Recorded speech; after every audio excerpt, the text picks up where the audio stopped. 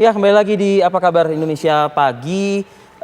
Kita simak juga ya, karena ini kan sudah menjadi tugas dari pemerintah juga untuk mengedepankan keselamatan, penyelamatan, search and rescue juga begitu ya. Benar sekali. Ini ada pernyataan dari Presiden Republik Indonesia Joko Widodo yang meminta untuk seluruh petugas ya, seluruh pihak untuk sama-sama terjun ya, all out istilahnya begitu, melakukan pencarian, search and rescue, dan upaya penyelamatan bagi putra-putra terbaik bangsa Indonesia. Panglima TNI dan Kasal memimpin langsung upaya pencarian di lapangan. Saya juga telah memerintahkan Panglima TNI, Kasal, dan Basarnas bersama-sama dengan instansi terkait lainnya untuk mengerahkan segala kekuatan dan upaya seoptimal mungkin melakukan upaya pencarian dan penyelamatan.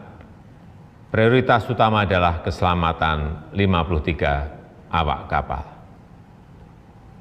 Kepada keluarga awak kapal, saya memahami betul perasaan Bapak Ibu, semuanya saat ini. Tapi sekali lagi, pemerintah telah dan akan terus mengupayakan yang terbaik dalam pencarian dan penyelamatan seluruh awak yang ada di dalam kapal selam tersebut.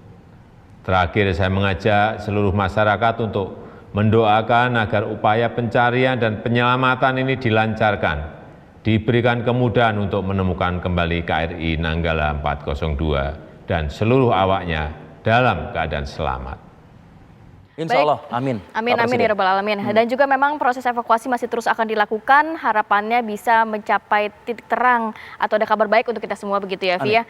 Berbicara mengenai proses evakuasi, apa yang masih mungkin untuk dilakukan dalam waktu sesingkat ini? Kita langsung berbincang dengan narasumber, ada Bapak Wisnu Wardana, pakar kelautan ITS, dan juga nanti kita akan melihat update terkini dari rekan kami Nachota Yesida yang sudah berada di Base Ops Bandara Ngurah Rai Bali. Tapi saya mau ke Pak Wisnu. Assalamualaikum, selamat pagi Pak Wisnu. Selamat pagi Pak Wisnu.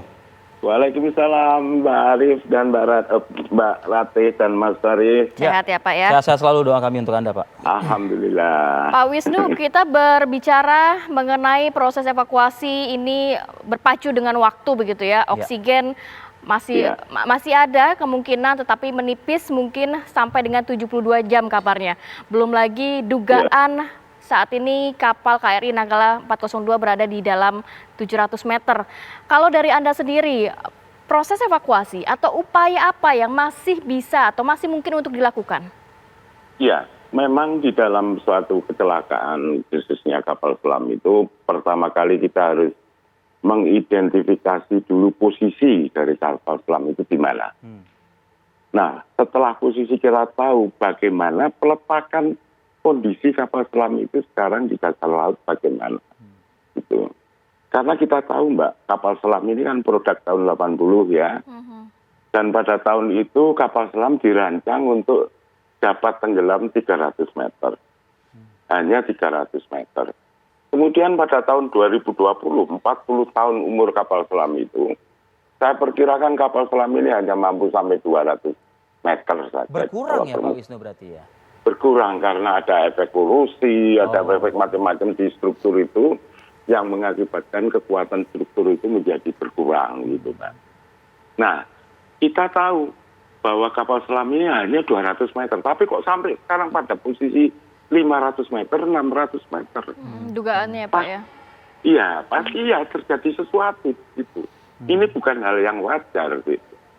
Karena tangkapan pasti tidak akan mau mengizinkan kapalnya itu tenggelam sampai sedalam itu.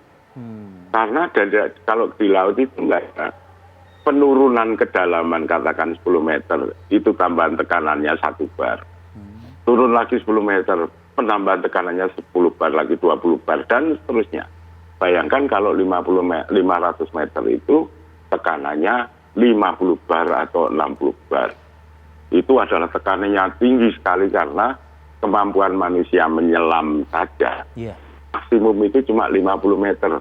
Hanya 50 meter Dan itu dilakukan oleh penyelam yang profesional. Iya, ya, artinya tidak semua orang bisa melakukan itu kan gitu ya Pak Tidak Wisnu, semua orang bisa itu melakukan. apa telinga itu mungkin waduh udah Oh iya, tekanan air tinggi ya. Nah itulah salah satu yang membuat kekhawatiran saya. Ya maaf saya harus bicara kadang-kadang apa adanya dan kadang-kadang juga harus meninjau keluarga dari para kru dan begitu ya. Iya. Ya kalau judul kita kan pagi ini kan berharap keajaiban ya, Pak Wisnu untuk KRI Nanggala. Tapi begini Pak Wisnu, dalam pernyataan persnya kemarin TNI ya melalui Kapuspen TNI ini kan meluruskan informasi yang beredar. Jadi ada istilah rudal katanya ini segala macam. Tapi ternyata itu kan momennya bertepatan dengan peluncuran torpedo ya Pak Wisnu, betul ya? Iya, betul Pak. Nah mungkin ada analisa apa kaitan peluncuran torpedo dengan saya bukan mau mengatakan rusak mesin atau apa begitu, yang kemudian kan hilang begitu ya pada saat bersamaan dengan peluncuran torpedo ini. Mungkin Anda bisa merangkumnya dalam sebuah kalimat analisa Anda. Iya, jadi kalau di dalam peluncuran atau latihan peluncuran torpedo itu, kapal selam itu kan punya namanya pressure hull. Badan tekan, di mana struktur ini itu melindungi dari tekanan hidrostatik air dari luar kapal selam. Jadi manusia ada di situ, permesinan ada di situ, tangki bahan bakar ada di situ, baterai ada di situ, dan semuanya termasuk di dalam namanya pressure hull itu. Nah di ujung depan pressure hull di kapal selam Nanggala 402 itu ada tabung 6 biji atau 4 biji gitu, lupa saya, untuk peluncuran torpedo. Peluncuran torpedo itu prosesnya begini Mas Arif dan Mbak Rate. Pertama kan tabung torpedo itu kan punya pintu luar dan pintu dalam. Pintu luar hubungannya dengan laut luar, dan pintu dalam itu untuk menyekat kita supaya air jangan masuk ke dalam. Ya, nah memasukkan torpedonya sendiri, prosesnya itu adalah pintu dalam dibuka, tabung torpedo masuk, pintu dalam ditutup, kemudian pintu luar dibuka, baru air masuk, nah, baru torpedo ditembakkan, jas gitu. Setelah ditembakkan, pintu luar ditutup, air yang ada di dalam tabung ini ditap masuk ke tangki. Setelah airnya kosong, baru pintu dalam aman dibuka. Nah, proses buka nutup pintu torpedo itu adalah salah satu proses yang paling kritis di dalam pengoperasian kapal selam.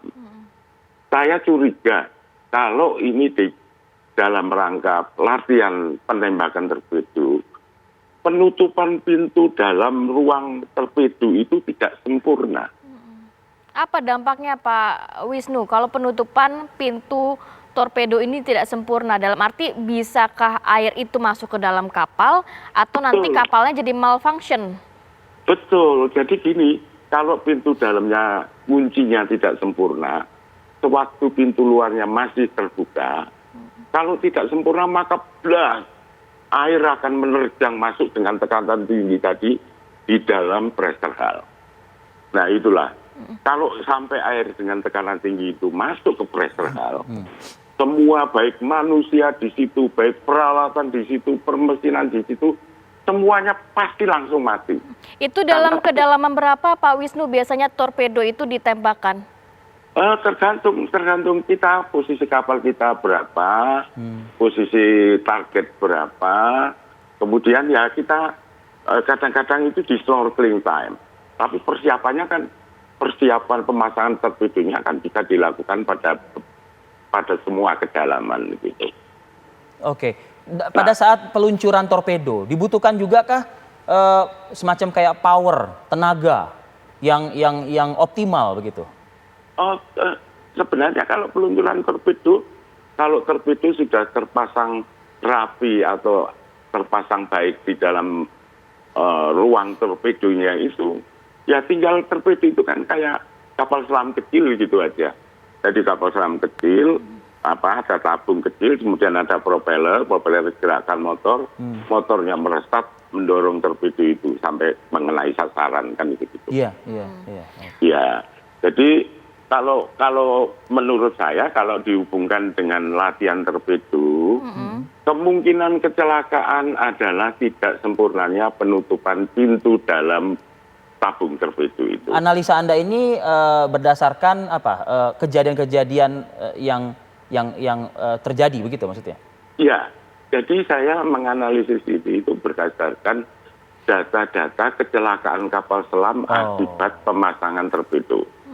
Jadi ya memang ini tidak khusus bahwa Nanggala itu pasti akan begitu kasusnya. Tapi secara umum kalau seandainya dia dihubungkan dengan dengan pemasangan atau pelatihan torpedo itu, biasanya kesalahan manusia itu terletak pada bagaimana dia sempurna atau tidaknya menutup pintu dalam ruang torpedo. Sekali lagi Pak Wisnu, meskipun kita bukan ingin mendahului, betul ya Pak ya, kita bukan ingin mendahului, tapi ini berdasarkan riset ataupun juga pengalaman literatur yang memang Pak Wisnu pernah dalami begitu ya. Pak Wisnu, kalau berbicara mengenai kan proses pencarian masih dilakukan, kabarnya bisa mendeteksi melalui sonar di dalam laut dan juga magnetik begitu ya Pak Wisnu ya. Dikatakan KRI Nanggala 402 ini blackout sehingga sonar tidak dapat dideteksi.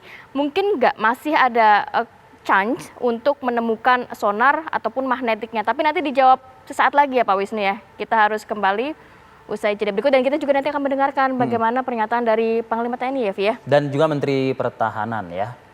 Saat lagi.